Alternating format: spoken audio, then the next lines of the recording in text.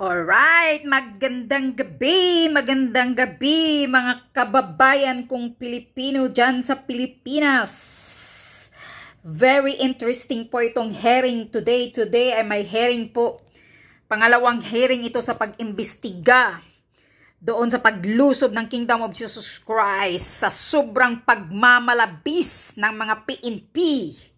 Na parang lulusob sa gyera. Dito po mga kababayan, pakinggan nyo dito dahil dito maganda ang sagutan dito ni Secretary Abalos at ni Attorney Torion. Bilib na bilib talaga ako kay Attorney Torion. Napakatalino. Pahiya na pahiya dito si Secretary Abalos. Halatang halata na talagang siya yung power tripper. Yung talagang gusto niya siya ang mananalo dahil siya ang nakaposisyon. Anyway, pakinggan nyo mga kababayan, pakinggan nyo dito ang sagutan. Booking at pahiya dito si Secretary Abalos. Halatang halata talaga na wala siyang, hindi niya alam kung ano ang katotohanan sa batas na nakasulat sa mga RE na dyan. Bilib na bilib talaga ako kay Attorney Torion. Napakatalino. Dito, pakinggan nyo dahil isa-isahin niya para kayo din, mayroon din kayong alam at malalaman nyo kung ano ba talaga ang buong katotohanan na nakasulat sa batas. Pakinggan nyo dito mga kababayan ang sagutan din ni Abalos. Kasi si Abalos parang na siya gigil na siya lalo na dito sa bounty, na 10 million bounty niya kay reward kay Pastor Kibuloy. Parang nagdi-deny na siya dito na wala daw siyang natanggap na kahit sintabo. Dini-deny niya na. Tingnan nyo, ganyan kasinungaling ka Abalos. Pero yung una mong papreskon, unang-una bago pa nag-react ang mga KOGC sa bounty mo, sinasabi mo galing sa private person ang nagbibigay ng reward na 10 million. Ngayon, iba na ang salita ni Secretary Abalos. Napaka-dramatic. Tingnan mo yung busis ni Abalos dito, parang sobrang dramatic. Talagang hindi niya naintindihan. Pakinggan nyo guys ang mga sinasabi ni dito ni Abalos. DILG, to clarify about this reward money leading to for the information leading to the arrest of Pastor Kibuloy. You have the floor, sir. Reward pa to pakinggan nyo. Maraming salamat po, Senator Ronald De La Rosa, ang ating chairperson, kay Senator Robin Padilla, sa lahat po na nandito po ngayon. Mr. Chair, with your indulgence, can I make an opening statement? Yes, sir. Ayan opening statement niya na puno ng drama. Ikaklaro ko lang ho para sa lahat at maunawaan po natin ang out of the topic na yan siya. Yung pong reward na sinasabi, ito po ay inaalok.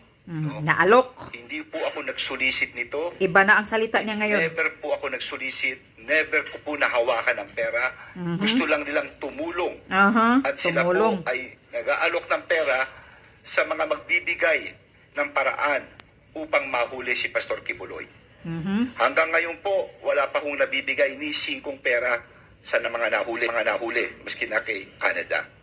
Tatanungin niyo po kung bakit. Siguro po natakot dahil nag-offer ng 20 million reward ang KOJC. No?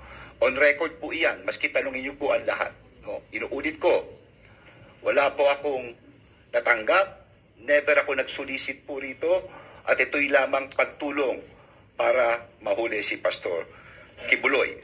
Ngayon, sasariwain ko lang at ano ba legalidad nitong pagbibigay na award.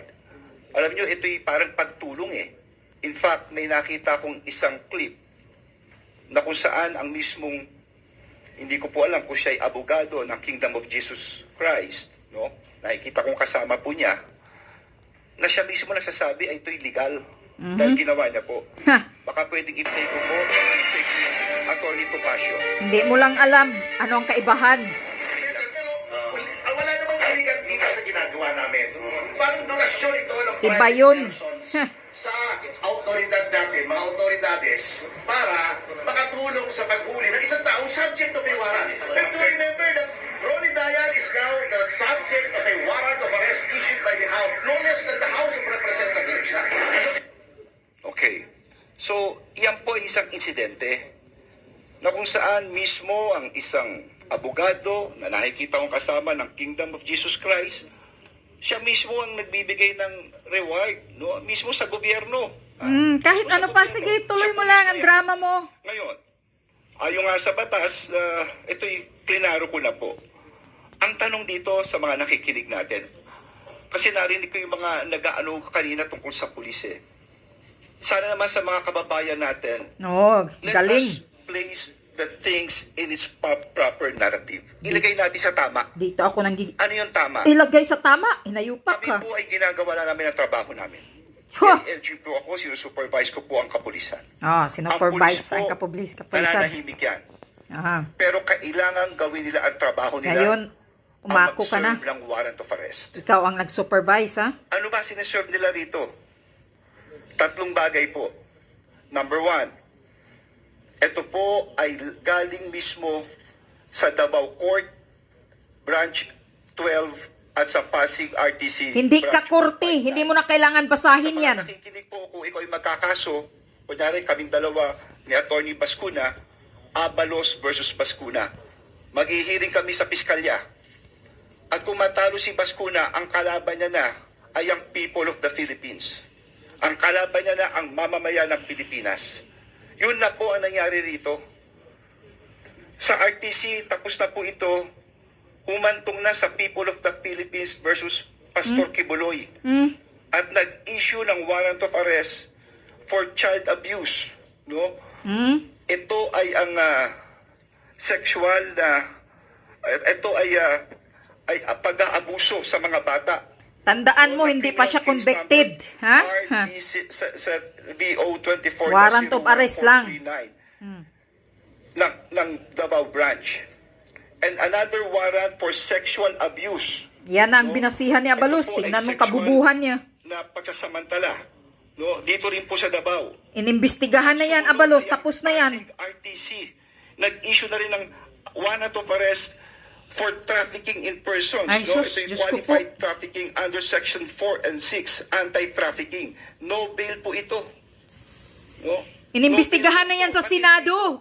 Hindi mo na yan dapat paulit-ulit. Sa mga warrant na ito, I would also like to point out, meron din itong sa Amerika, may kaso rin ito. Ay, sus. Gusto lang talaga. Conspiracy to engage in sex trafficking by force, fraud, and coercion. Pakikipagsabuatan. Tingnan mo. Yang mga minimensyon ni Abalos, tapos na yan. Iniimbestigahan na yan sa Senado ni Risa Hontiveros. Ang sa kanya lang talaga dito, inulit-ulit niya para ipaparinig sa buong sambayanan na ganito kabasto si Pastor Kibuloy. Kita nyo? Kita nyo ang motibo? Gusto niyang ipapahiya talaga na ganon si Pastor Kibuloy. At tandaan nyo, mga kababayan, hindi pa naakusahan, hindi pa nilitis ng korte ang kaso ni Pastor Kibuloy. Yan lang po ay galing yan sa kay Risa Hontiveros sa Senado. Ang Senado, si Risa Hontiveros parang nag-ala korte, ala Supreme Court. Okay? Siya na mismo ang nag-akusa. Kaya ito paulit-ulit na sinasabi ni Abalos, kaya dito susuplahin siya dito ni Attorney Torion at saka ni yung executive na babae dyan na taga QOGC. Itong kaso na sinasabi niya, kaso ng Amerika, matagal na yang tapos.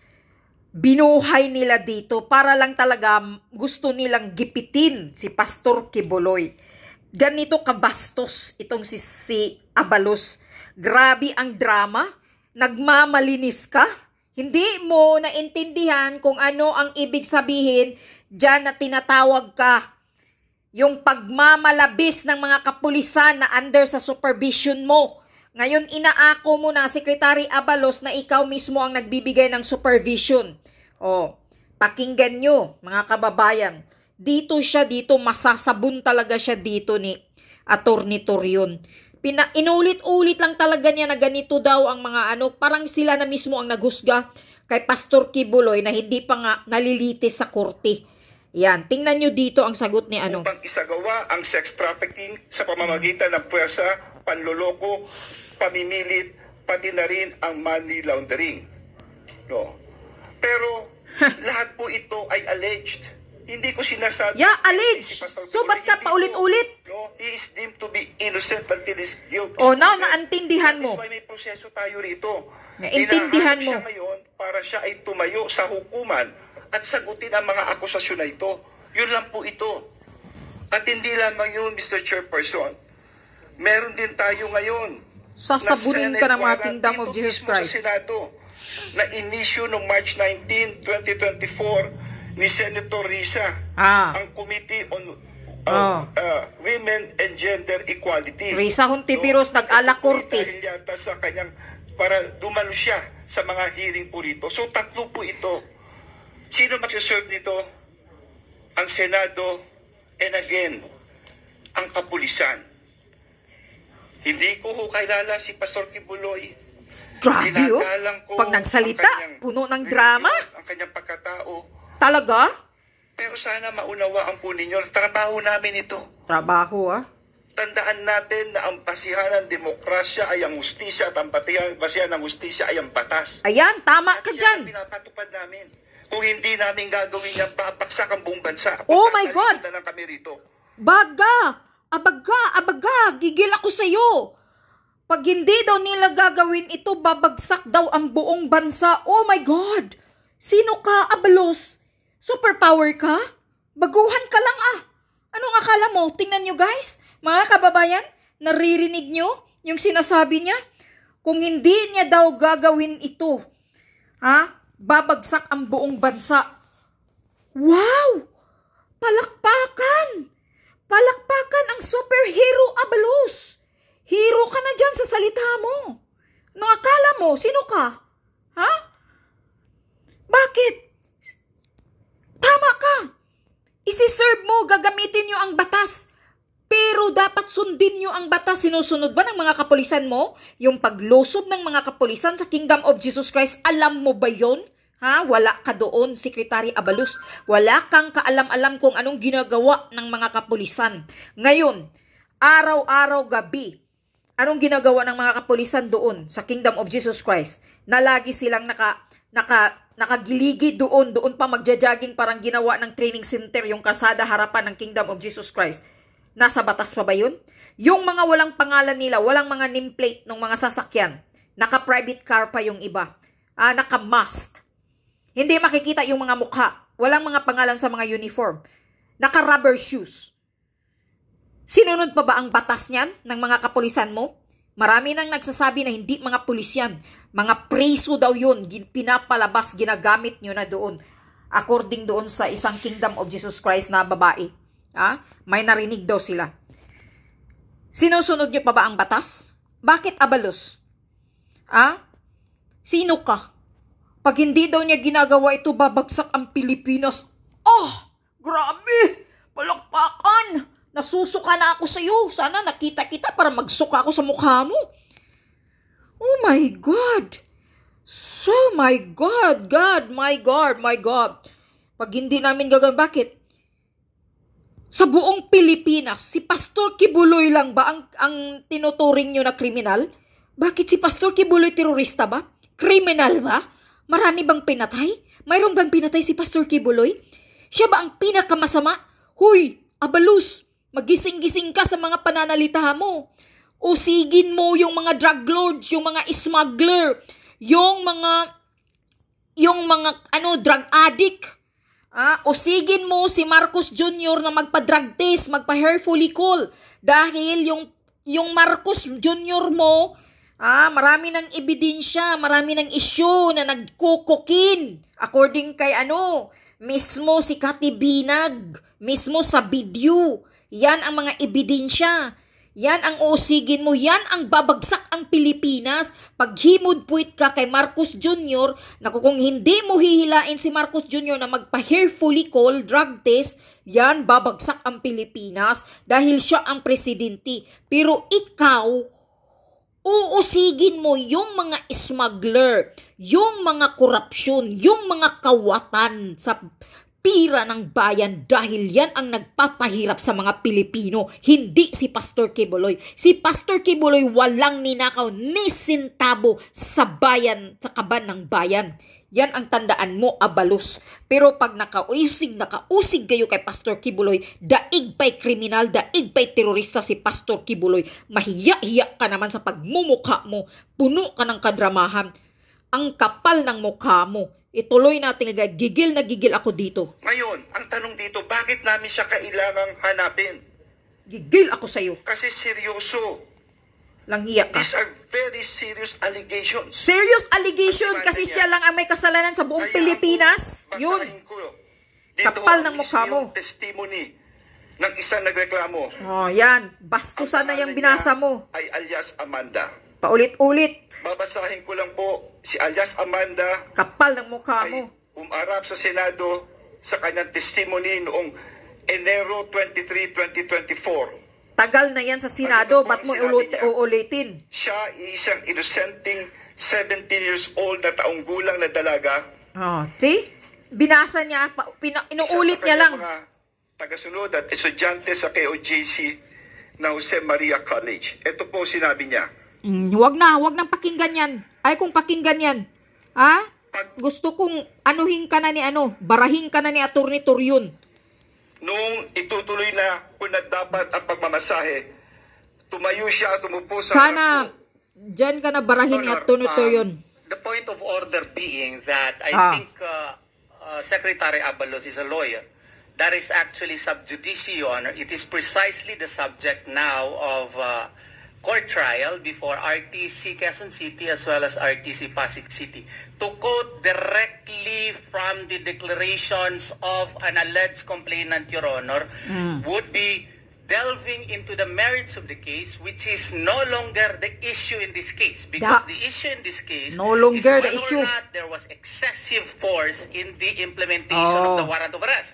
We are not into looking as to whether or not the allegations of one alias Amanda was true or not. That is subject within the jurisdiction of the court because those cases have already been discussed and dismissed by the city prosecution's Dismiss office na of pala Davao yung kaso City. na yan. And that has been pending before the Department of Justice for 4 years. Voila, it was resolved. And our motion for reconsideration now, Your Honor, is still pending before the DOJ, even if warrants of arrest have already been issued against my client. Tingnan mo mukha ni Abalos, gigil na gigil. To quote direct from the allegations in the affidavits because that is sub judice, Your Honor. And Attorney Abalos knows that.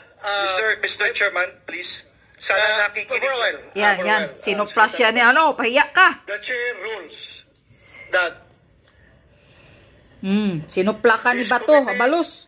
is focused on investigating the subject at hand, which is the alleged overkill in the implementation of the warrant of arrest. Pahiya ka. Abalos. I am asking Secretary Abalos if those issues that you are pointing is not connected to the investigation. Refrain from doing so. Kapal ng mukha, pahiya. Yes, Okay. I'm sorry for my voice, okay. Sana nakikinig lang, Mr. Chair, si Atty. Torion sa sinabi ko. Hindi ko sinasabing guilty ang kanyang kliyente. Klaro naman ang sinabi ko. He is deemed to be innocent until his guilt is proven. At ito po'y nasa korte ngayon. Yeah, so ba't mo pinulit? Buko na siya.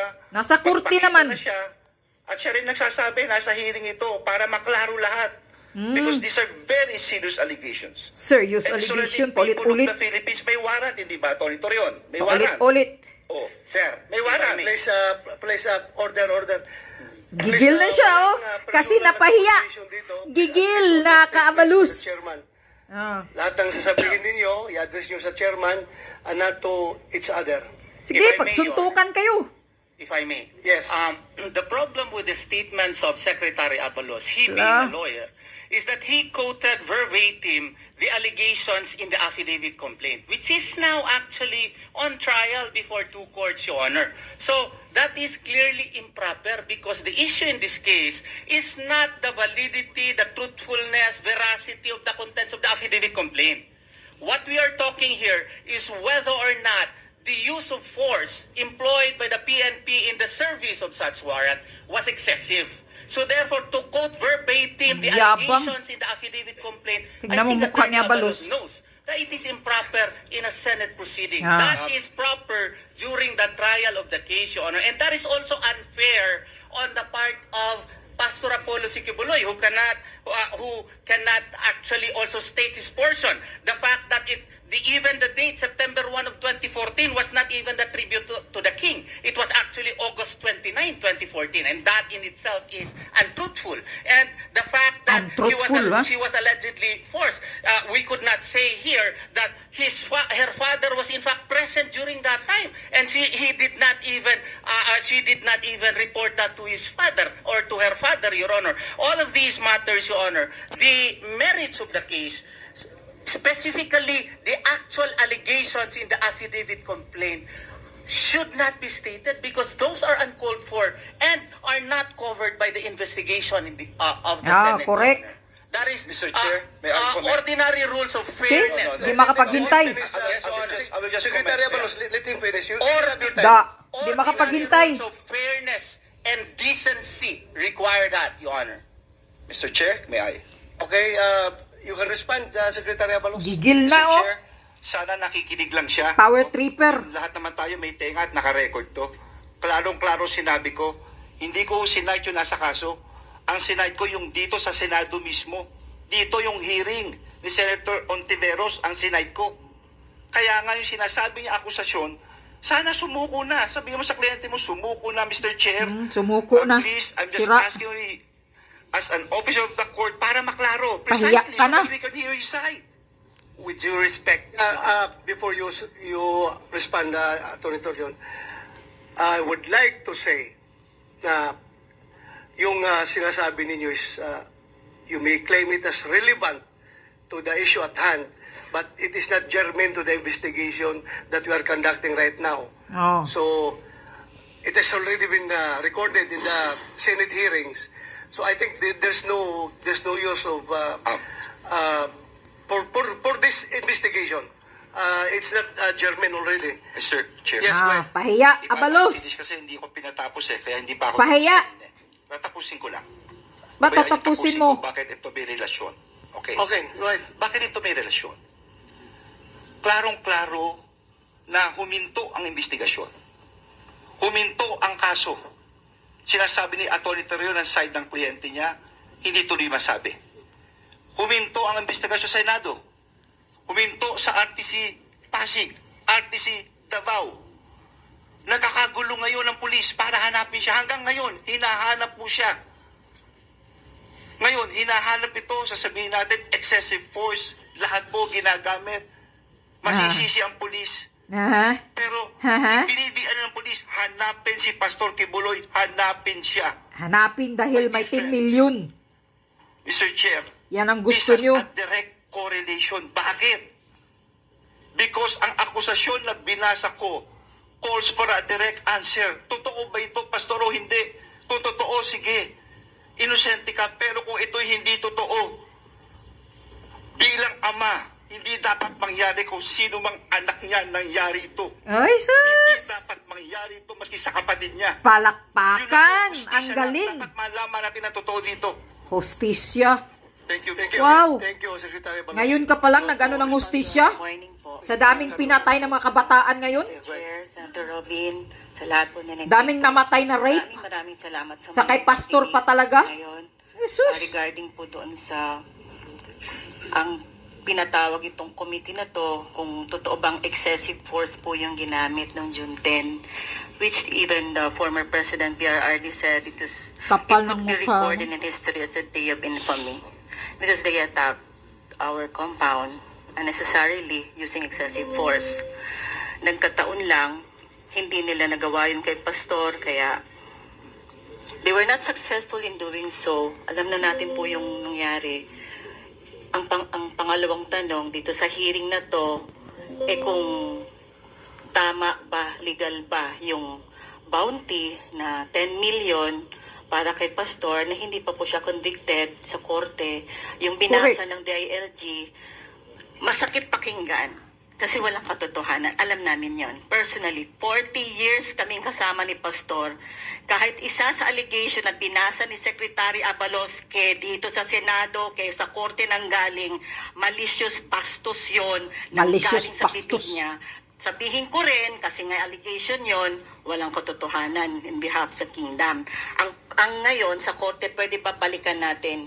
Although bastos nga si Senator Abalos sa sinabi niya, kasi kinote niya yon, dito sa committee, hindi naman kasali, malicious nga, pwede po balikan natin kung excessive ba yung force na ginamit nung June 10 kasi nandito yung ground commanders at kung legal ba ang pagpatong ng 10 million pesos sa ulat. Sinabi pa ni Secretary Abalos na wala siyang nahawakang pera, meron lang daw tumulong. Di ba ang tanong namin noon, sino itong private citizen na tumulong para mahuli si Pastor? May galit ba siya kay Pastor? Meron ba siyang, gusto ba niyang kunin si Pastor at patayin si Pastor? Kasi when you put a bounty of 10 million pesos sa ulo ng isang tao na hindi convicted na kahit anumang korte dito sa pamahalaan o dito sa ating bansa, yun nga, mas masahol pa siya sa pinakamasahol na terorista at killer dito sa bansa. And Pastor Kibuloy, hindi pa siya convicted. Di ba sinabi na namin balik-balik kay Pastor? Meron na nakikialam na Amerika. Yan, sinabi din ni Secretary Abalos na conspiracy. Sa Amerika nanggaling yung korte. Yung kaso, dinala dito sa Pilipinas. Kaya lang naman ang sabi lang talaga ni Pastor, haharapin niya ito.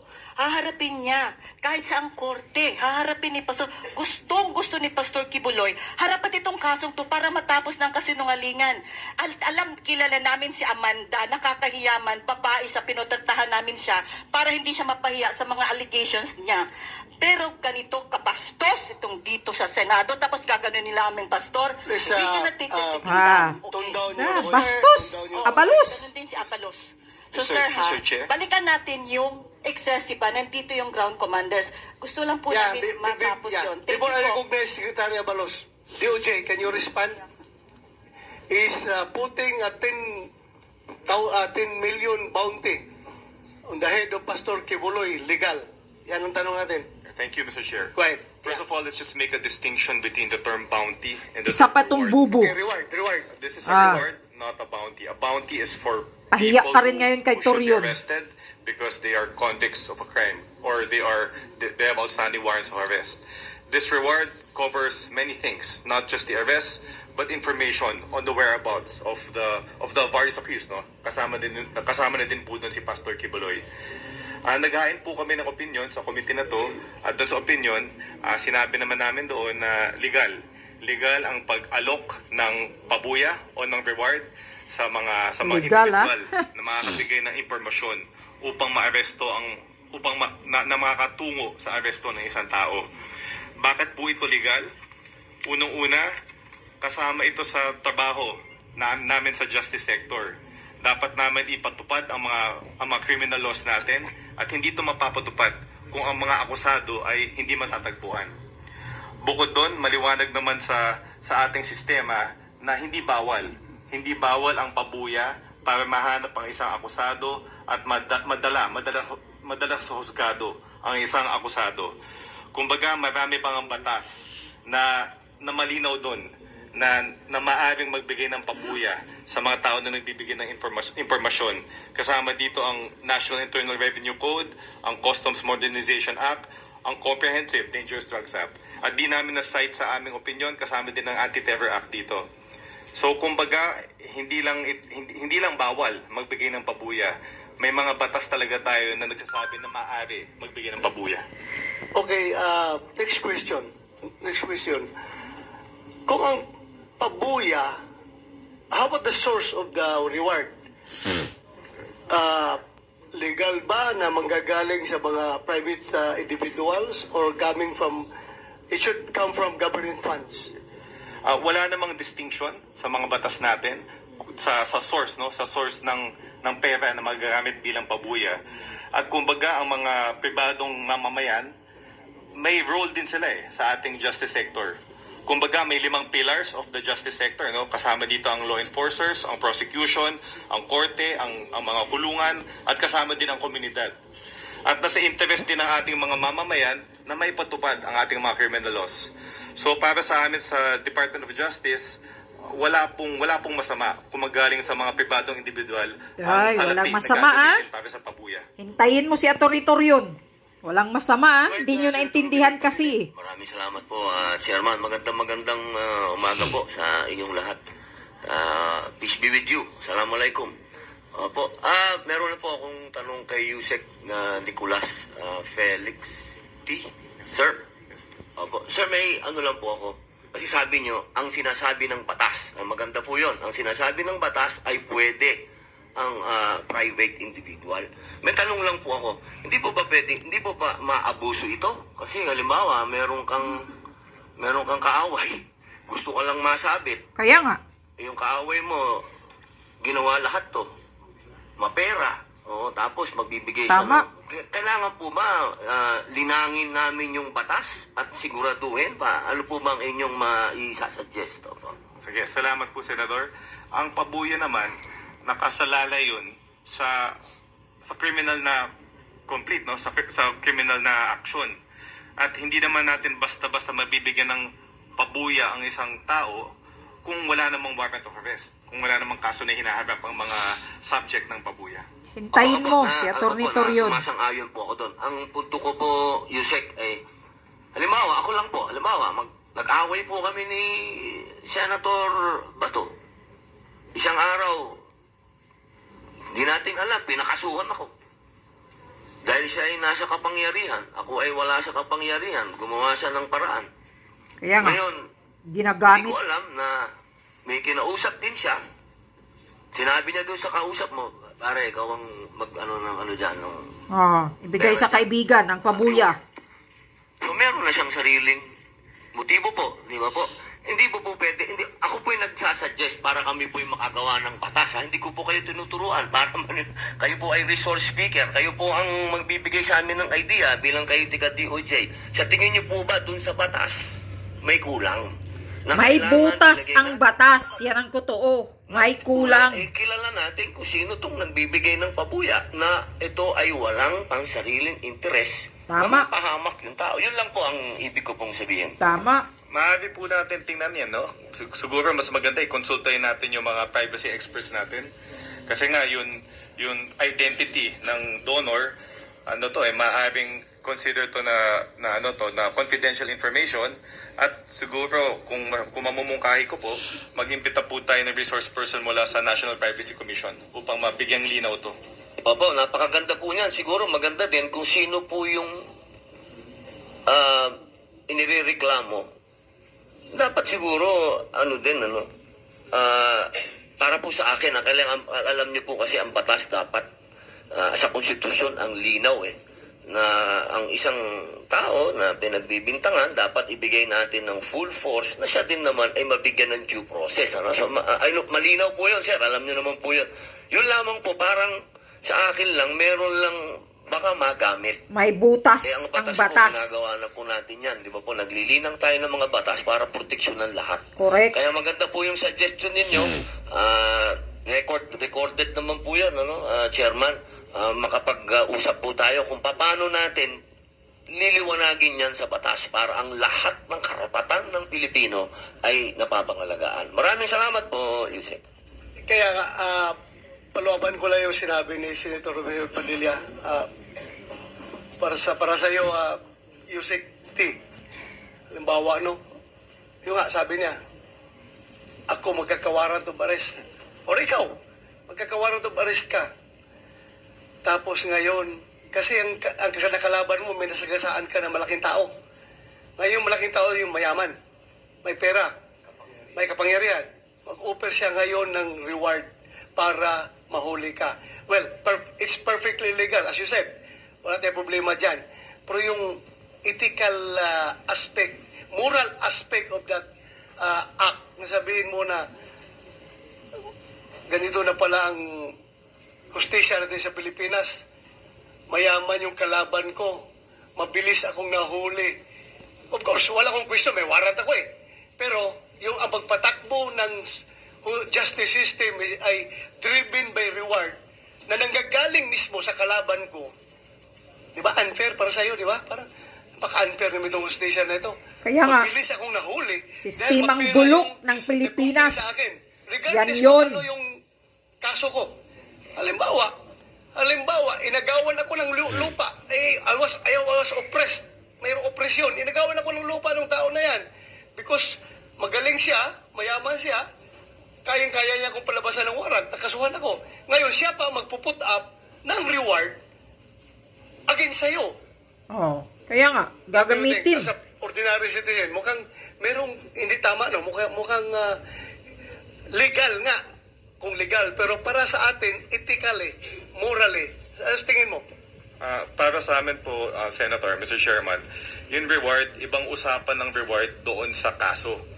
Yung due process naman, doon sa kaso dumadaan yun eh. Wala problema, I'm not talking about the case. Yung pagbibigay ng reward lang ang tinatanong ko, personal mo na opinion.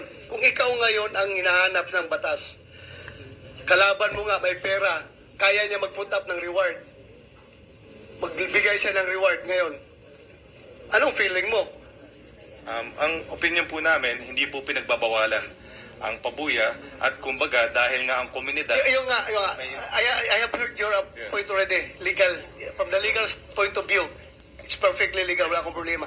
Tatanong lang ko sa iba yung about personal, moral, ethical, tao tayo eh. Hindi ba tayo lahat abogado? Tao tayo. Tanungin mo si Atty. Torion dahil mas pinakamatalino sa inyong lahat dyan. We stick to what is legal. Pagdating sa usapan dito. Ang batas ng Pilipinas para lang sa mayaman. Sa human side. Okay? Sa mahihirap, walang batas. Yan ang tandaan nyo. Atty. Torion, yan. Your Honor, I would just like to politely respond Atty. to Torion the ang pinakamatalino. statements made by Secretary Abalos, Your Honor, as well as Undersecretary Felix T. that this is not disallowed. In effect, this is legal. With due respect, I disagree. Because disagree. The provision of Section 7D of Republic Act 6713 is very clear, Your Honor, with due respect to our Honorable Secretary. And that during the press conference, he clearly said that there is this reward, implanting into the minds of the people that he already received it. But he clarified it today that he did not receive the award yet.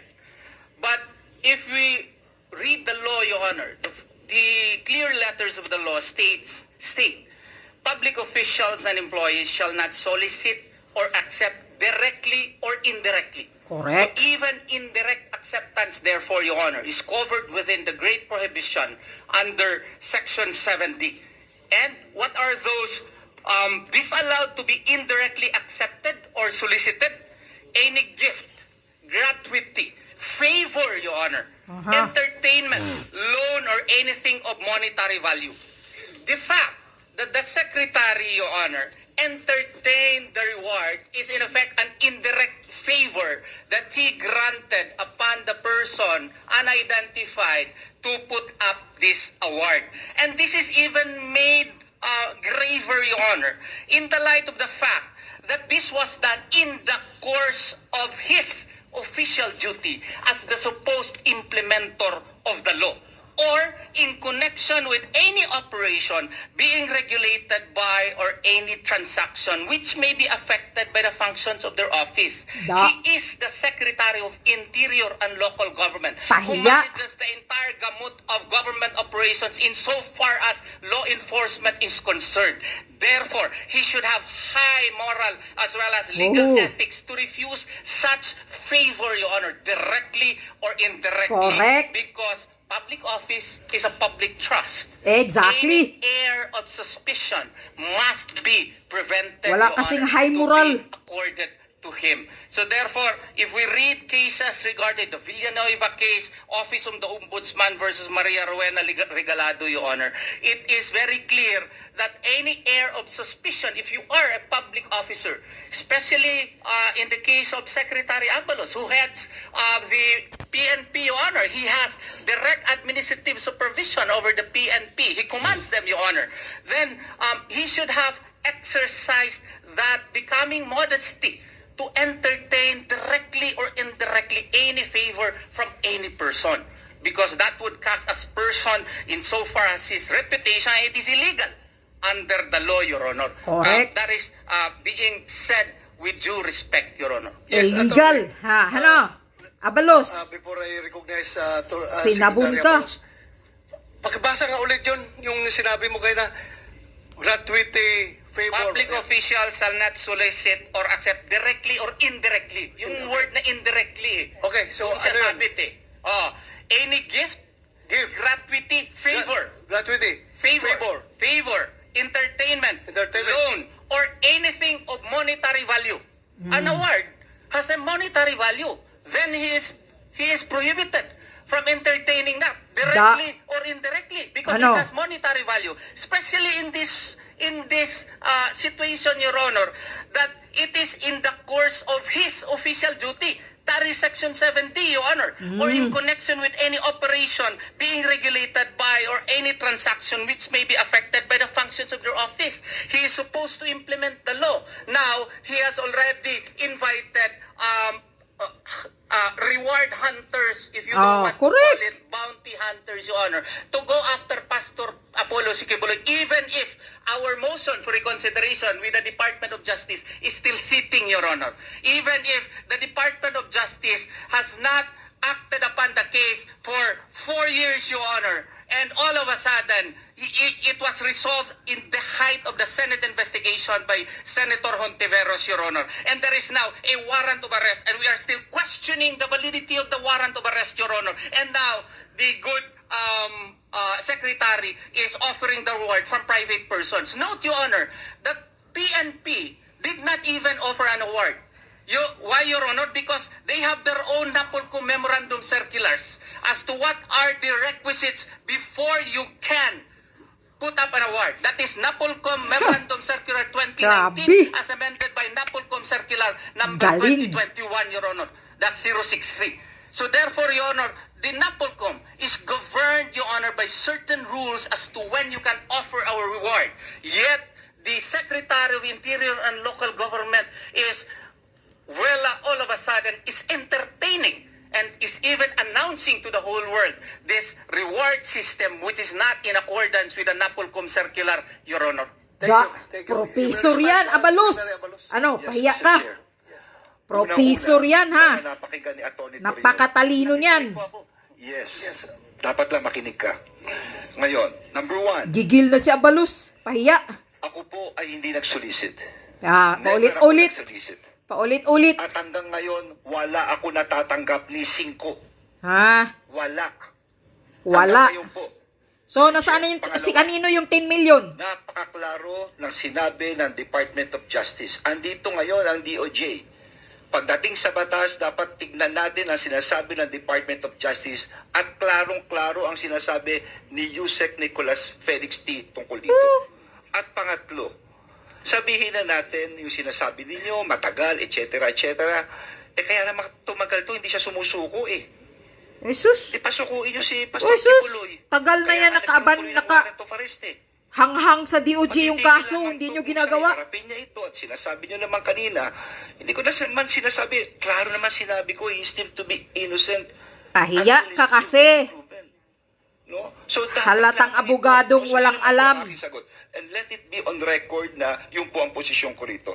Thank you so much, Mr. Chair. Thank you, Secretary Abalos.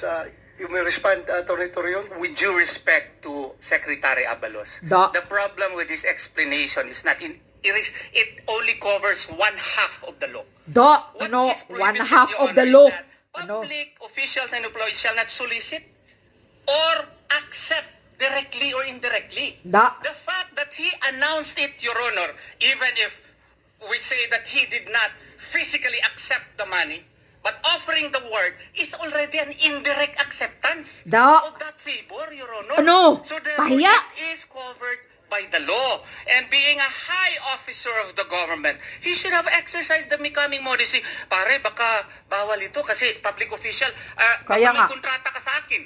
Baka sasabihin, tatakbo ako ng senador. Baka sasabihin na magsusuporta ka sa akin kasi may kontrata ka sa akin. And all of these are being covered within our rules, especially in the light of the fact that Section 3C of RA 3019 likewise prohibits this, Your Honor. That is our only concern here, especially in the light of the fact that we are even questioning the finding of probable cause.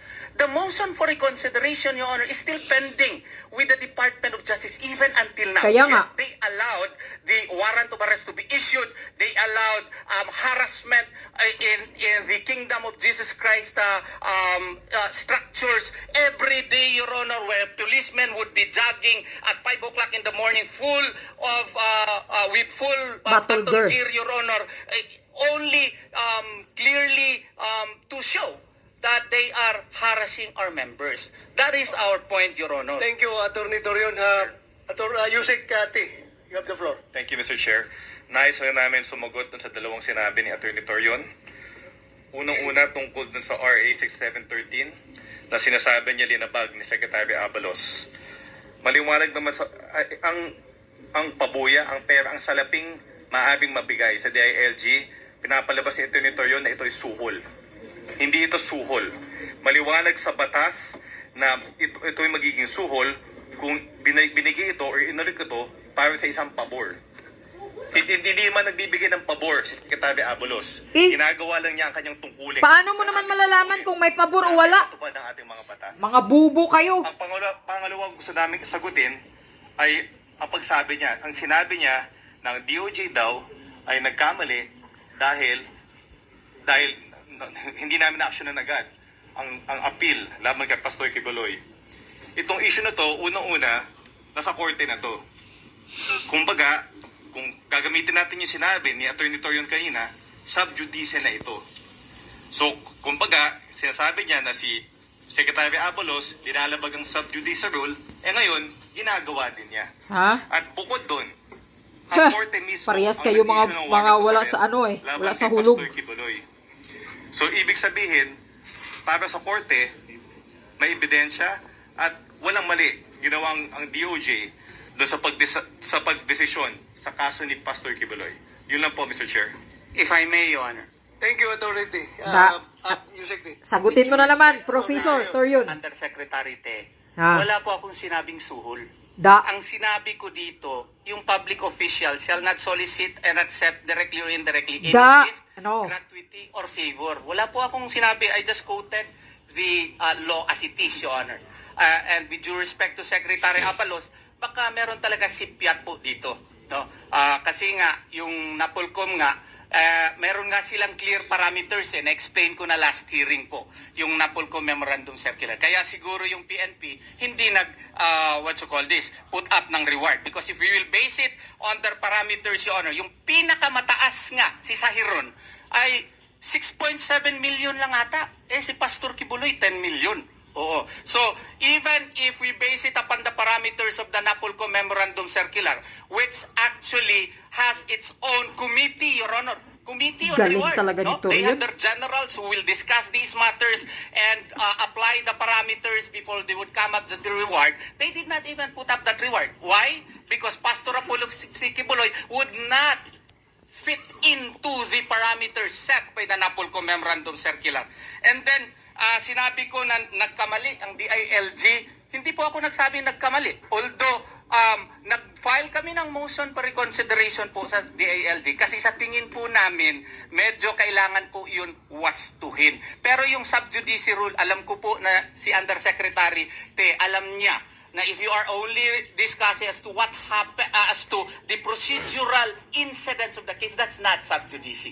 But if he has a jurisprudence, Supreme Court decisions which can enlighten me, I am willing to learn, Your Honor. But as of my reading, Your Honor, that is not sub judice. Sub judice happens when you now narrate the declarations of a particular person in his affidavit and ascribe it to be rightful, just like, with due respect to Secretary Abalos, just like what he did a few minutes ago. That's sub judice. Yeah, okay. Thank you. I just would like to state for the record that the sub judice rule does not apply in any legislative inquiry. It was already ruled by the Supreme Court. Kung kinakailangan namin yung mga impormasyon na yan galing sa ating mga resource person, sub judice rule does not apply according to the Supreme Court. Kung required yan ng committee. But before I recognize you want to ask question? Okay. After you, Secretary Abalos. Attorney Torion, if you are wondering why, bakit yung sa PNP yung pinaka-violent na terorista, ang nakalagay lang doon, as you said, 1.2 million? Or ilang million ba yun? Sus, hindi ka naman nakinig. Ha? 6.5 ata. 6.7 million. Oh. Pinaka-Sayron, 6.7 million. I-compare mo ngayon kay Pastor Kibuloy, 10 million pesos. Itong 6.7 million, government funds ito, kaya limitado. Kung maraming pera ang PNP, baka mga 20 million pa yan kung sobra-sobra ang pera ng PNP. Pero limitado ang pera ng PNP, kaya kinakalibrate lang ng PNP yung pagbigay ng reward. Pero itong dito sa nag-offer kay Secretary Abalos na mga civilian entities, baka mga mayayaman. Kaya nga, dapat i-reveal kung sino yung nag-offer ng 10 million. Pakinggan muna natin after Senator Ruben Padilla, I will recognize Secretary Abalos. Go ahead, Senator Padilla. Maraming salamat po. Gusto ko lamang po uli-balikan si Yusek Nicolas Felix T. Kasi po, bilisan mo na, Ruben Padilla. Usap ng aking legis para po kung ano pa yung pwede natin gawin dun sa batas. Gusto ko lang pong linawin uli, parang verification lang po kanina sinabi nyo kasi iba pa rin ang bounty at reward. Yung bounty po para sa convicted. Yung reward para po sa accused pa lang. At pwede din po reward sa informasyon lang. Isa lang yan. Informasyon lang. Opo. Yung po. I would like to correct you, Senator Ruben Padilla.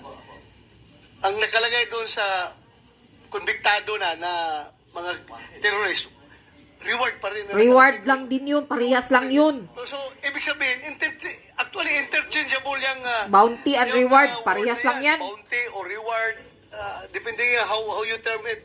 Kaya nga. Kasi nakalagay talaga sa PNP, reward. Reward lang yun. Paano po yun? Pareho po ba ang gravity nun? Halimbawa lang po, nagtatanong lang po kami wala po akong gustong anuin dito. Nagtatanong lang po kami para makagawa po kami ng tama kung ano yung kailangan ng batas. Opo. So, paano po yun? Magkaparehas po ba ang gravity ng accused at ang convicted na? Yung force po na, yung strong arm of the law, pareho po ba yan? Si Torion ang sagutin o tanungin nyo. Po yan, ang convicted, wala na po siyang presumption of innocence. So, mas nakakabuti na mas karapat-dapat paano na ma-aresto ang mga taong nakatulan na. Si Atty. Torion, kaya mas matalino sa kanilang lahat. Kapag accused, hindi po kailangan ng force na matindi. Ano po ba? O same force lang ang gamit? O ano po ba? Walang distinction. Walang distinction. Basta pinaghahanap ka ng batas. Wanted ka, convicted ka, o accused ka pa lang. Basta pinaghahanap ka ng batas. Parehas yan. Ganun po. Nasa implementation na po yun, Mr. Senator. Nasa rules of court naman natin, sa rules of arrest. Pag maaari pong gumamit ng necessary means ang ating mga layas habang ini-implement ng warrant of arrest. Opo. Salamat po. May tanong lang po ako sa ating mga kasama po sa KOJC. General, opo. Hindi po ba kayo nakaramdam ng parang medyo iba ang trato sa inyo ng batas? Wala nang batas. Ang naramdaman ng KOJC, yan ang katotohanan. Magandang araw po muli. Salamat po sa tanong, Senator Padilla. Mula-mula po talagang wala na po kaming nararamdamang batas. Lahat po kasi hindi na po nabigyan ng chance si Pastor, kami sa KOJC, mula po sa kaso ng una sa Semenay, wala na rin po. Puro naman po hindi naaayon sa batas yung paglilitis. Correct. Wala sa batas. Kay Pastor po, sinabi na ni Pastor, si Pastor yung masunurin sa batas kasi nagtuturo siya ng mabuti sa amin. Hindi niya talaga to aatrasan. Hindi talaga. Kasi gusto niya talaga makakuha ng katotohanan. Kaso po, sa nangyayari po ngayon dito sa ating pamahalaan, wala po kasi kaming wala ng batas na yung parang justice secretary. Yes. Kasi parang na-weaponize na po lahat ng agency sa DOJ. Ang tagal ng kaso, binuhay, sineparate, dinagdagan naging human trafficking na yung rape, naging may ngayon nga may amla na, may kaya nga may money laundering na freeze na yung mga assets namin. Lahat sa Kongreso, sa Senado, wala po talaga yun po yung nararamdaman namin ngayon. Kaya Sana i-exempt mo itong committee na ito. kaya nga, nagpapasalamat po talaga kami for the first time. Salamat, nakikinig naman ng lahat. Senado, hindi pa kasali. Kung ako dyan, ako. Sa buong bansa, buong mundo, nakikiisa sila sa amin ngayon sa pagharap. Kahit nung first, na nabigyan talaga kami ng boses. Sa unang pagkakataon lang po talaga ito na, ay salamat, meron pa pala talagang nakikinig at magbibigay sa atin ng pagkakataon na maitama naman. Kaya, papasalamat po talaga, malaki pong papasalamat namin Senator Robin, in behalf sa lahat po ng QOJC. At ganun lang din po, kanina naman talaga, ang gusto lang naman namin malaman. So, nag-uusap tayo ng batas, kung reward ba o bounty. For the sake, sa amin din yon. Biglang nagkaroon ng patong sa ulo si Pastor. Kaya sa amin sino yon? Magtatanong talaga kami, bakit meron, kaibigan ba namin, kilala ba namin, o may kaaway ba si Pastor? Meron bang nagkaka-interest kay Pastor na mawala siya? Ganon. Bakit may influence ba si Pastor? Anong bang interest nila kay Pastor? Bakit ganon na lang talaga sila atat na atat? Grabe sila kung mangharas. Bakit si Pastor, ang dami namang problema ng Pilipinas, ang dami namang kriminal, ang dami namang mga drug bust nila na ayaw ko kung totoo o hindi. Bakit wala po yan? Bakit si Pastor, yun po ang nararamdaman namin. Bakit si Pastor ang nakapokus? Nananahimik kami. Sabi nila, nananahimik ang pulis. Kami yung nananahimik. Wala ibang tinuturo si Pastor kundi pagmamahal, kaligtasan, pagtulong, nation building ever since. Yun talagang advokasya ni Pastor Kibuloy. Bigla na lang nagkaganito pagkatapos, sunod-sunod na po, nung mawala po sorry for pero nung matapos po yung ni PRRD, wala na po, naipit na po lahat talaga si Pastor, gipit na po si Pastor. So yun lang po ang gusto namin ipaabot sa lahat. Bakit po ganon? Kaya maraming salamat po in behalf po ng buong Kingdom of Jesus Christ, Senator Robin, Senator Bato, at sa lahat po alam namin marami pa rin matitino, marami pa rin naman talaga mabubuti ang puso sa ating mga leaders, sa lahat ng mga namamahala. Kaya we are taking this chance, ang pagkakataon na masiayos po lahat. Sabi naman ni Pastor, ulitin ko lang, kasi hindi na namin kasama si Pastor, na haharap naman talaga siya kung ano yung korte. Yung natapos na kaso sa Davao, binuhay lang nila ulit sa DOJ, binuhay ulit nila sa Pasig at sa Quezon City, nahati pa. Haharap talaga si Pastor, wag lang po talaga wag lang talaga makisawsaw, wag lang talaga makialam ang Amerika.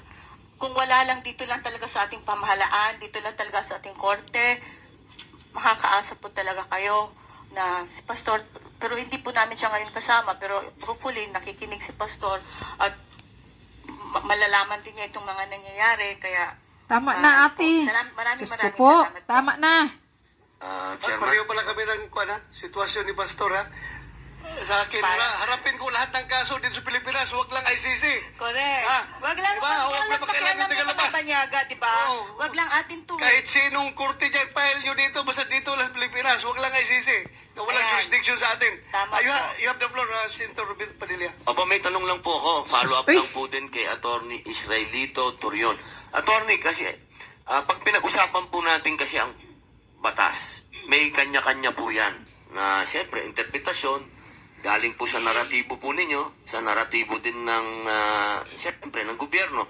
Kayo na po ang tatanungin ko, sa palagay niyo po, Attorney, ano po ang kulang doon sa sinasabing batas ng DOJ ni USEC para ang mga tinatawag pong inakasuhan, yung mga accused, hindi naman parehas ng convicted. Meron po ba kayong nakikita o suggestion na pwede nating ilagay dun sa batas na yun? Wala po akong nakikitang kulang po, Senator. Ang nakikita ko lang ay siguro ang pag-intindi. Trabaho niya yan. Baka with due respect, baka ganun din talaga yung pagtingin niya. Pero kung basahin po natin yung Villanueva versus People, Your Honor, which likewise involves a violation concerning Section 7D, Your Honor. Doon po ay parang opisyal po siya ng opisyal po siya ng gobyerno. Tapos, iniimbestagahan niya yung isang kooperatiba. Nagkuha siya ng loan. Iba naman yung transaction sa loan, pero sa same kooperatiba pa rin.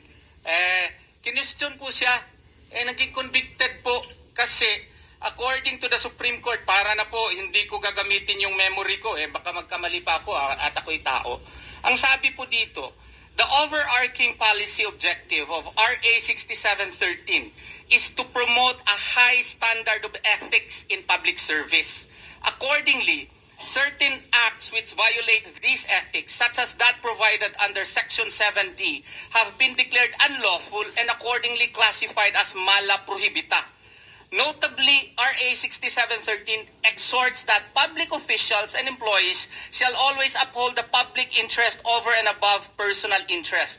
Thus, public officials do not enjoy the same autonomy as that of private individuals, and hence, usually normal transactions as that of obtaining loans, as in this case, come with necessary restrictions whereby personal interests take a backseat for the sake of preserving the pristine image and unqualified integrity of one's public office.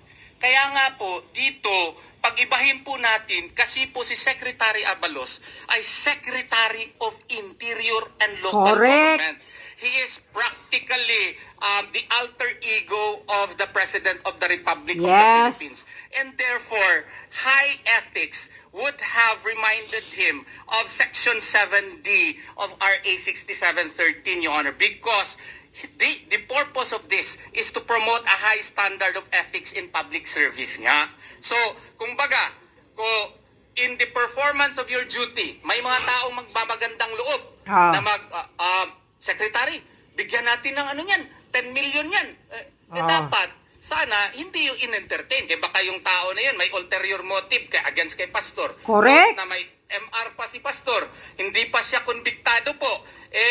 Baka naman meron yung kontrata yung tao na yun. Or meron yung pakay sa gobyerno. Kaya dapat iwasan yan kasi violation po yan sa batas. Walang kulang ng batas. Nandyan po yan. Okay. Yan. Secretary Abalos, pinapawisan ka na. Naintindihan mo. Kahit ako, naintindihan ko talaga masyado yung sinasabi ni Professor Torion. Isa lang ang dagdag kong salita dito. Secretary Abalos, magkaroon ka ng delikadisa. Yan lang yun. Magkaroon ka ng delikadisa. Kasi ikaw ang Secretary of DILG. Sana wala kang tatanggapin, wala kang papanigan. Kahit sino yung magbibigay na private person, hindi mo yun dapat ini-entertain. Kaya mo pa ba si Professor Torion? Siya lang ang pinakamatalinong abogado sa inyo dyan lahat. Yung DOJ, Diyos ko po, lalo na yan. Parang, details by details talaga si Attorney Torion. Ayan, gigil talaga si Secretary Abalos. Papatuloy natin. Sandali lang sa'yo, Mr. Chair. Sir, sandali lang.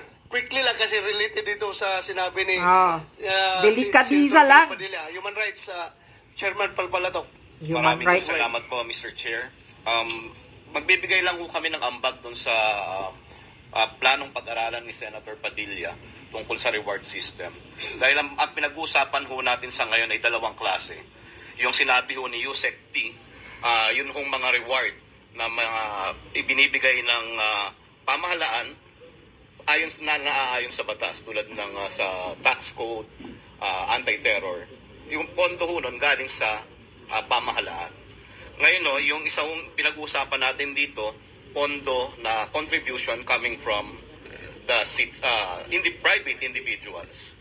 Ngayon po, ang sa amin po, bagamat alam ko wala ho yatang batas pa tungkol doon sa mga contributions coming from the private individuals.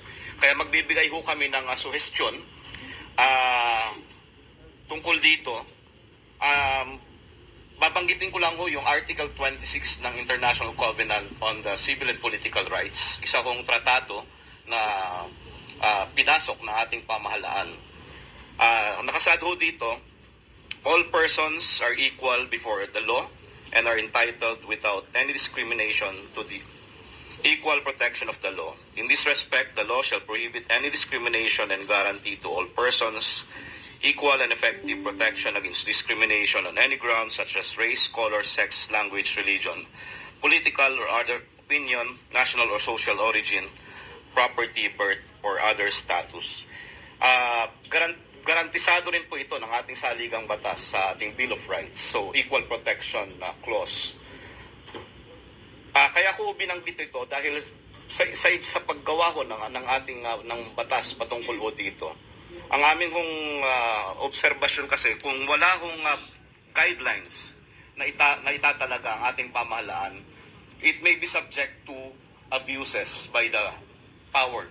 Correct. By the state. So kung lalo lang ngayon, sakali kung gagawin niyo po itong batas na ito, mga power tripper, magtalaga lang ng tamang polisiya upang magkaroon ng pantay-pantay na pagtingin sa ilalim ng batas ang mga tao, regardless of na may tamang pamantayan kung paano bibigay yung reward or award or bounty sa tao. Maraming salamat po. Mr. Chair. Mabuti dito ka, Chairman. Palatok, salamat. You have the floor, Secretary Abalos, sir. Maraming salamat, Mr. Chair. Gigil na. Comment doon sa Senate na kaso ni Atty. Torion, sagutan na talaga to. Villanueva versus People, June 10, 2019. Malaking pagkakaiba po ito. Misplaced po ang kanyang kinote. Bakit? Ito po ay may akusado na convict dahil siya'y kumuha ng personal na utang na loan from a cooperative despite being assistant director na kooperatiba. Kaya ang sinasabi ng Korte Suprema, ang mga public official shall always uphold public service over and above personal interest. Mr. Chair, wala akong interest dito. Hindi ko na makilala si Pastor Kibuloy. Nagkataon lamang na trabaho ng pulis, nahanapin siya. Nakakagalitan na nga na hanapin lahat ng mga akusado Ngayon, yung sa amount, pagpalagay natin, amount 10 million. Ito lang masasabi ko po. Walang kahalagahan, walang katapat na halaga. Ayan na naman, ang drama niya. Ang drama. Walang katapat na halaga yun. Naku, Abalos. Kaya nga dapat dahil he's still deemed to be innocent until he's proven guilty. Harapin na lang niya ito. No? At meron tayong meron po tayong proseso po rito. Ganun lang kasimple po ito Bakit ba tayo nagkakagulo-gulo?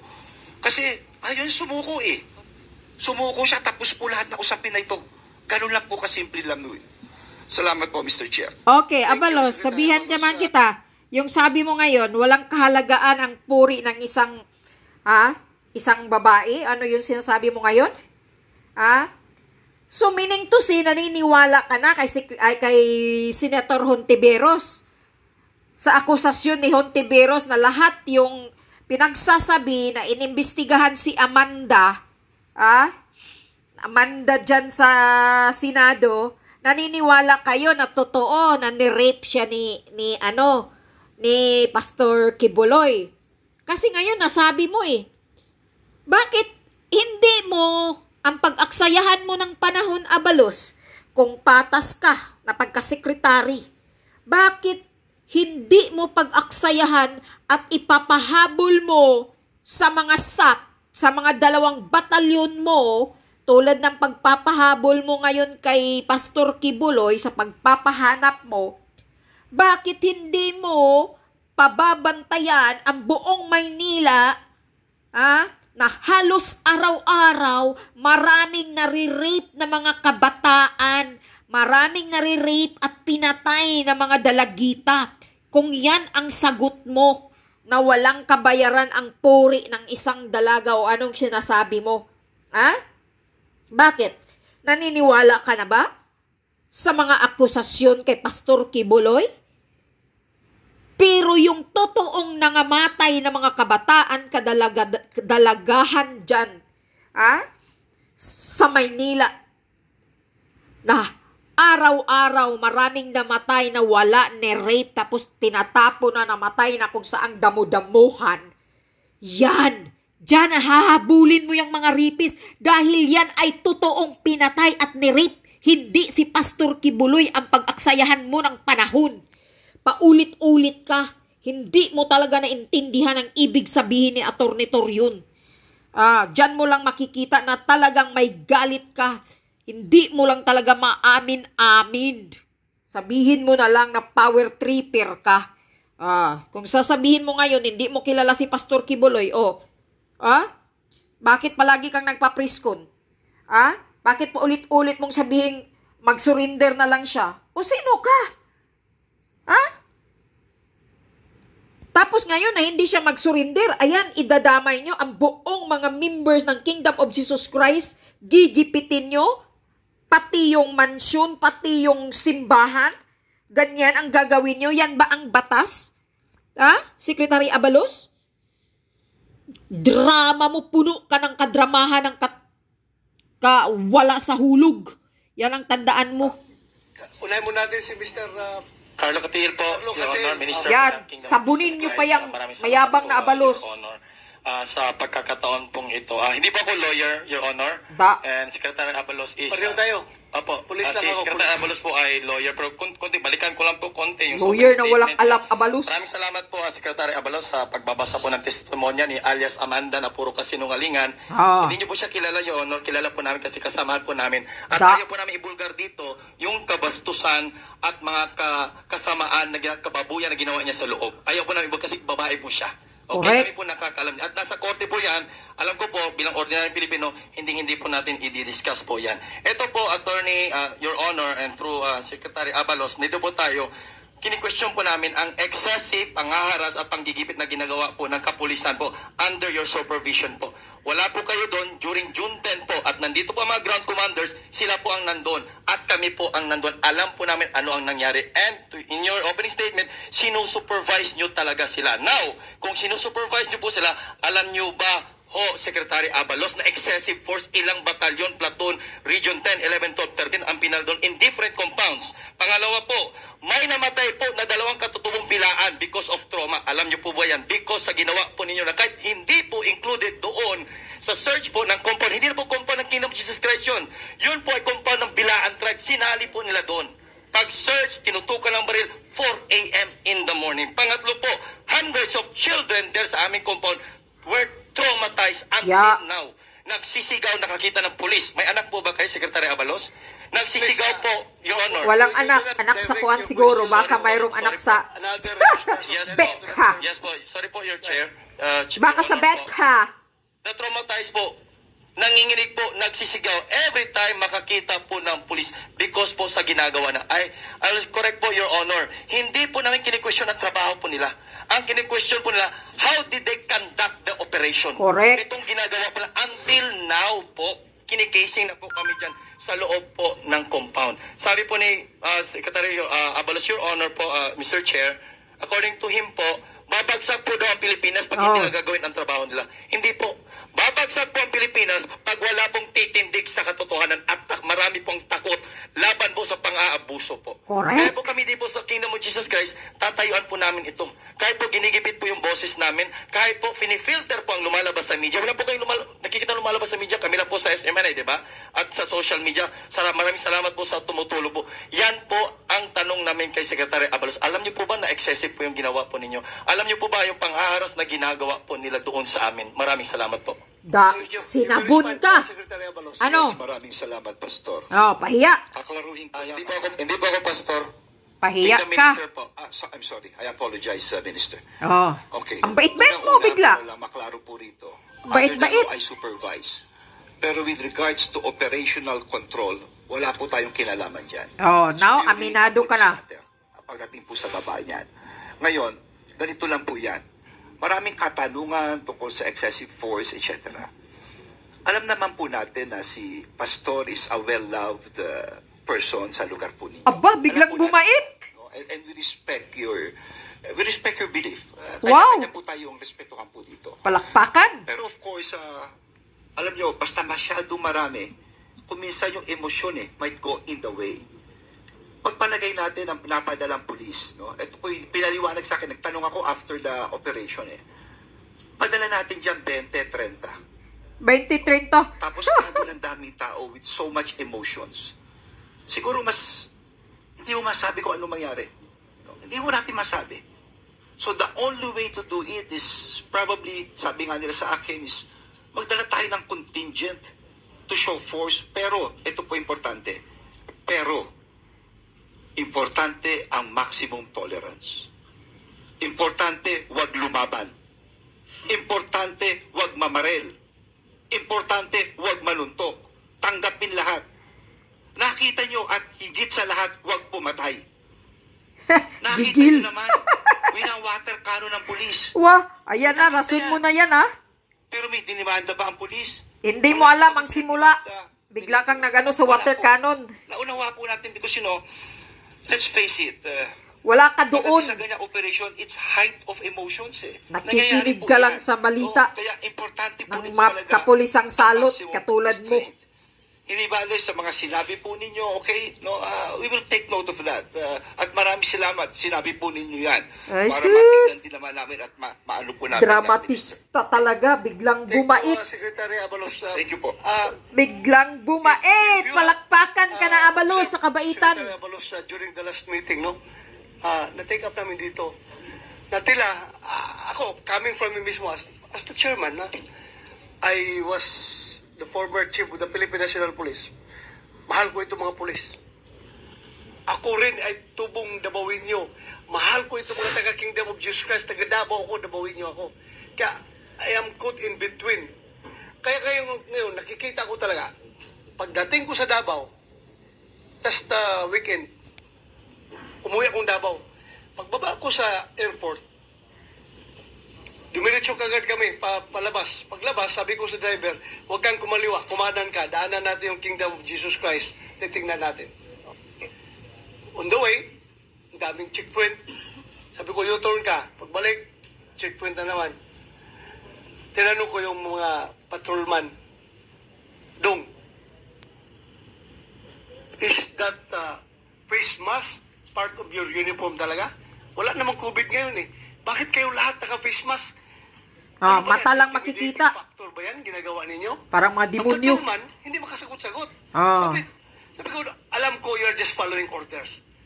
Part of your uniform ba talaga yan? Hindi makasagot yung patrolman. Anyway, sige lang, I will talk to your commanders. Kasi, ganito, sir, DLJ, taga-Davao ako. Ramdam ko yung sentimento ng mga tao ng Davao. Right now, kahit anong sabihin natin, talagang ang kanilang pagtingin sa pulis ay nagbago. Talagang imbis na matagal nilang minahal ang pulis, Davao City Police Office, as I've said during the previous hearing, ilang taon yan, Hall of Famer, Best City Police Station of the Year. Dumating ang punto na hindi na yan pinapasama sa competition dahil palaging best, hindi na manalo yung ibang syudad. Ngayon, parang biglang bumaligtad yung pagtingin ng mga tao. Now, sabi ko, kinasusuklaman na nga kinasusuklaman ng mga pulis ngayon. Colonel Marantan, you are the city director. Yeah, yan si Marantan, isa pa yan. You are salot. to arrest 1 or 4 persons na accused ni Pastor Kibuloy. Siya lang hinahanap ninyo, di ba? But in doing so, you are alienating yourself from the rest of the community. Kaya nga. Alam naman natin yung ating policing concept na the police is the community is the police. Dapat ang samahan natin dyan ay maganda. Pero ngayon, it pains me. I am a Davao City Police for the whole, for my whole life. Police ako ng Davao City, pero naramdaman ko talaga, parang galit na yung mga tao doon sa Yes. local police. Kaya Parang maganda sarap na dito ihampas ang mga pulis. Secretary Abalos. Because I was talking to General Sarap na bumbahin. Torre. Wala nang silbi ang mga pulis ngayon sa paningin ng taong bayan. May letter siya na hindi siya makarating because of a very important matter. Ngayon sir, ikaw na lang kausapin ko. Pwede bang mag-adjust tayo sa ating ginagawa sa Davao? I'm not trying to impede your operation against Pastor Kibuloy because that is perfectly legal, covered by warrant of arrest yan. Pero yung pag-antagonize, Harassment. mga tao feeling harassed, Yeah. every time na lang may makita sa checkpoint dito, checkpoint doon, na hindi mo lang makita yung nameplate. Puro mga ninja. Ganun. Very intimidating, sir. I tell you, police ako. But at the same time, I am local, I'm a Davao local. Alam ko yung nararamdaman ko. Kaya pwede ba tayo mag-adjust na para maging friendly naman yung police? We're not stopping your checkpoint operations. You can checkpoint anytime you want, anywhere you want. But please, do it in a manner that you are not antagonizing the community. Correct. Yun ang pakiusap ko. Oh. Kaya madabawin nyo. It pains me na ako, local police ako ng Davao. Tapos ganun, parang ang mga police na ang tinatakot na lang mga tao. Alam ko, police you're just taking orders. Even General Torre is just taking orders. Even the Chief PNP is just taking orders. Ang sa akin lang is, ayusin natin. Dahil pag hindi natin ito na-address, darating ang punto na talagang Mag-rebuildi.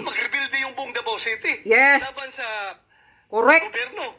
Laban sa PNP. Mangyayari talaga yan. Yung naramdaman ko It pains me to see that yung matagal na namin na pinag-establish na relationship ng community at ng police ay ngayon biglang nasira.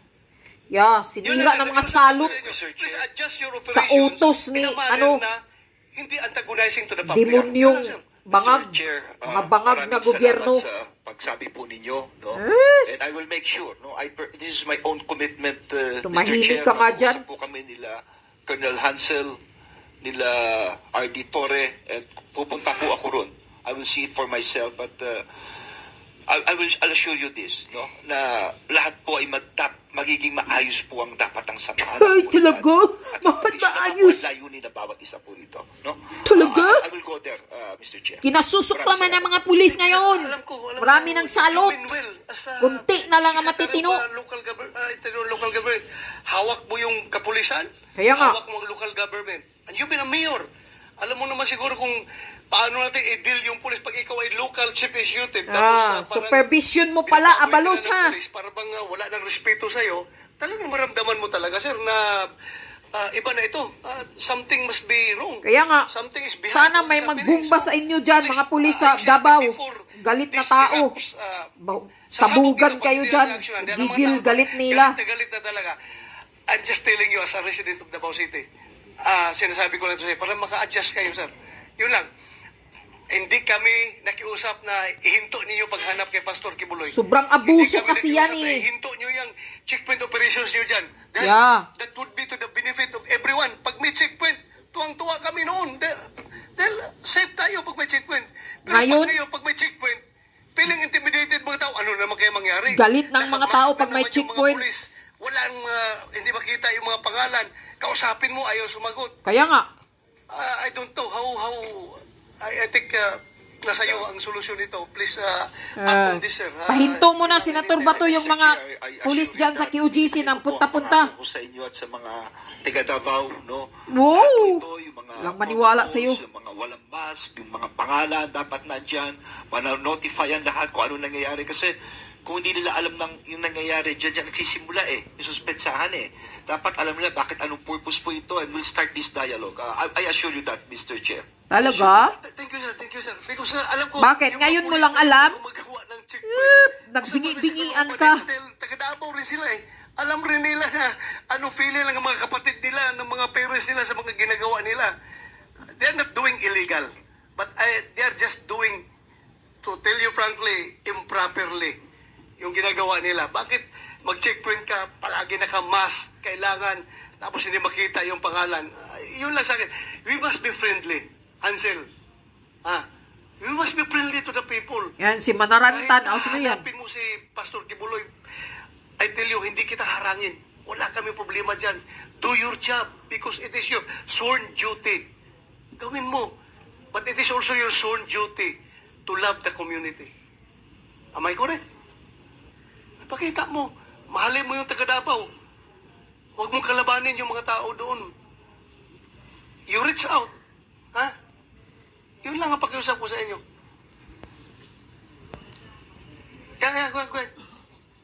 Thank you. Isa pang katarantaduhang sagot na naman yan. Ni Manarantan. I think the Bakit daw nagmas?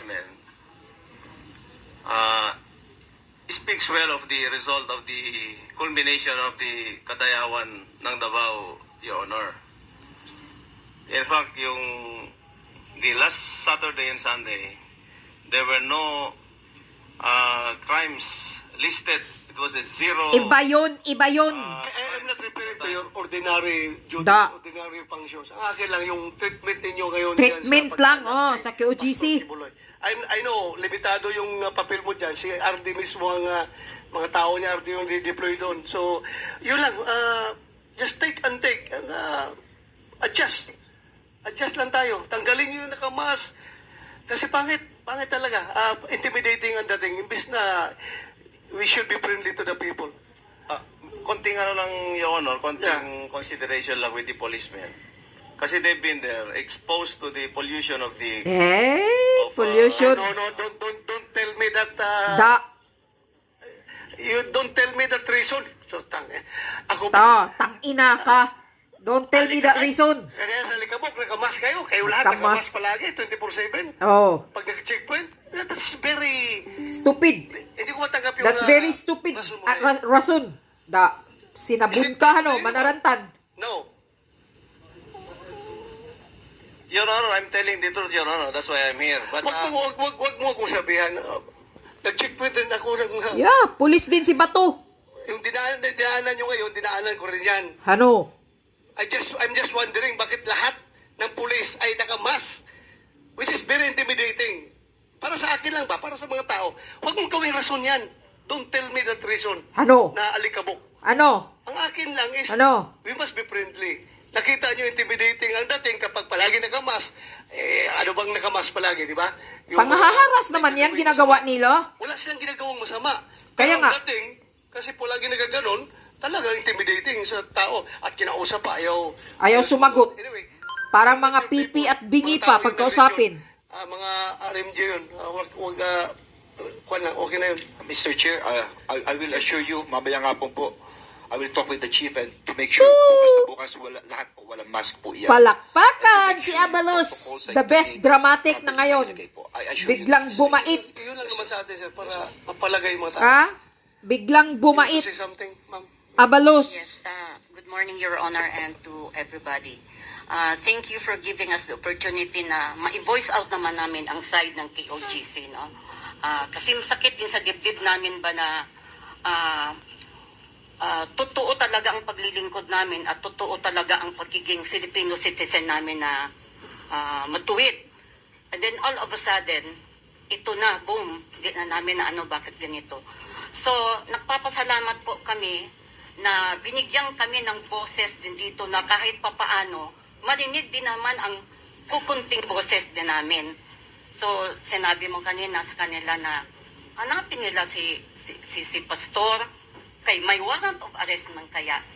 Remember how many times pumasok kayo sa lahat ng compound namin, tinanggap namin sila, Your Honor. Kaya nga. Tapos kung pwede punta kami doon, okay. Punta kami dito, okay. Tinanggap namin sila, Your Honor. 1, 2, 3, third times. Then, all of a sudden, on June 10, bigla, 3 o'clock, between 3 to 4 o'clock in the morning. Nagulat kami because we're preparing for our morning devotional. Iba medyo tulog pa, ipagising pa ako. Uulitin ko ulit. Then all of a sudden, dumating yung mga grupo, different bus loads and different truck loads of men in uniform, naka-full battle gear,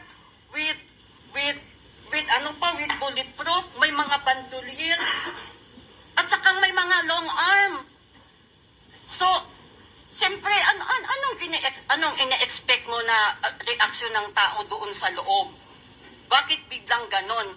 In 4 different areas, just imagine ilang batalyon na men in uniform ang dala-dala ninyo. In 4 different areas. Tapos sabi ng ninyo noon, spokesperson, maximum tolerance? No! Lalo na sa Glory Mountain, nakikiusap yung leader namin nandito, Sir, hintayin mo yung lawyer namin kasi nasa baba. Ay, hindi na, matagal na yon. O sige na, go. Meron tayong hinihintay na meron tayong hinahabol na timeline. Timeline, Ganon, sir, ganon ang nangyari. Sorry to